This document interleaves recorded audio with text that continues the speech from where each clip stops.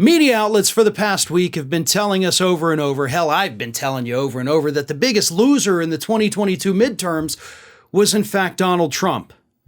Well, it turns out we were wrong. And there was somebody who was an even bigger loser than Donald Trump last week, if you can believe it. And that individual happens to be none other than Republican Senator Ted Cruz.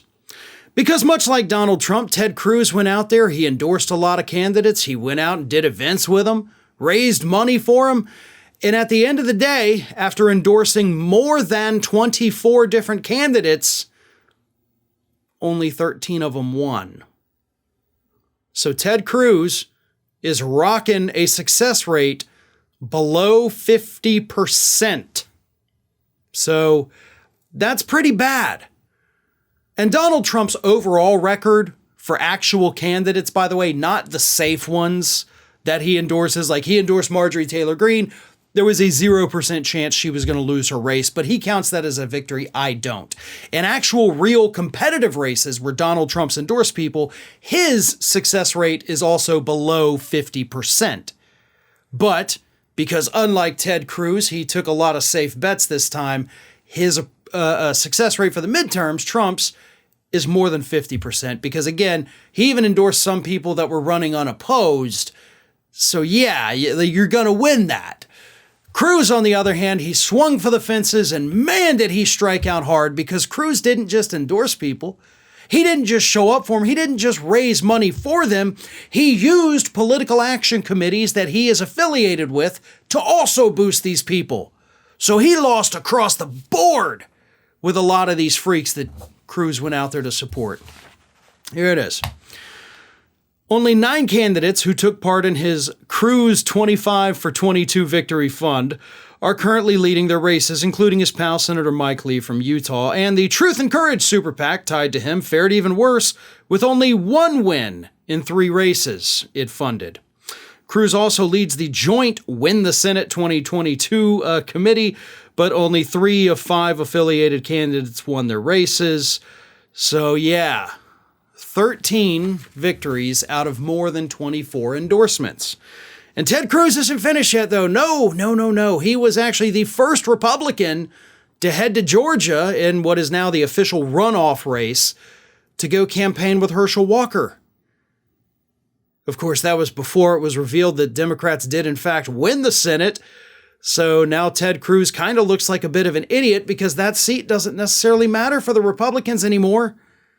And you're going to see a lot more Republicans pull back on their support for Herschel Walker, or at least not be as vocal about it, now that control of the Senate is no longer up for grabs. Like, that hurts Republicans. Democrats still need to go all in on Georgia. Okay, you want that seat. Do you need it? Probably not. But do you want it? Hell yeah, you do, because it would be very helpful. For Republicans, doesn't matter. Like, you've already lost. There's nothing you can do about that. It's over. But dang it, Cruz went there before the news came out that Democrats won the Senate. So that could be another one that he falls flat on his face with. See, it turns out that a lot of Republicans want to look at themselves as, in fact, the kingmakers. That's what Donald Trump wants to be, and apparently that's what Ted Cruz wants to be. But when you get down to it, the American public simply doesn't want anything to do with you. It doesn't matter if they like you, they didn't like your candidates. So there's nothing you could do to make them vote for the freaks. But eventually those freaks do become associated with you. And that is going to drag you down when you try to launch a national campaign. Because at that point, they're not going to be able to separate the two of you. And that, of course, is why this story matters for Ted Cruz. His political ambitions are not limited to the Senate. He wants more. He wants that highest office in the land. And he thinks maybe 2024 is going to be his time. If not, he's young enough, he can run again in 2028. But either way, having a losing record, going out there showing people that you're really, really bad at getting people elected, isn't going to sit well with the Republican Party itself, especially when you personally are just changing your stripes every year or so, being a different person completely because you're just so desperate to be liked, which of course is what Ted Cruz is doing. So he's going to continue stumbling. He's going to continue down this horrible path that he's on.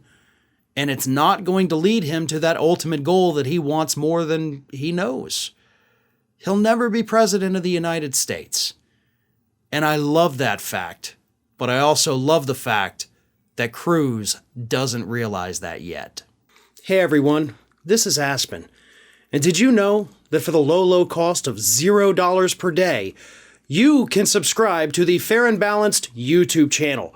We also encourage you to like, comment, and share, but again, click that subscribe button and help Aspen not be so grumpy.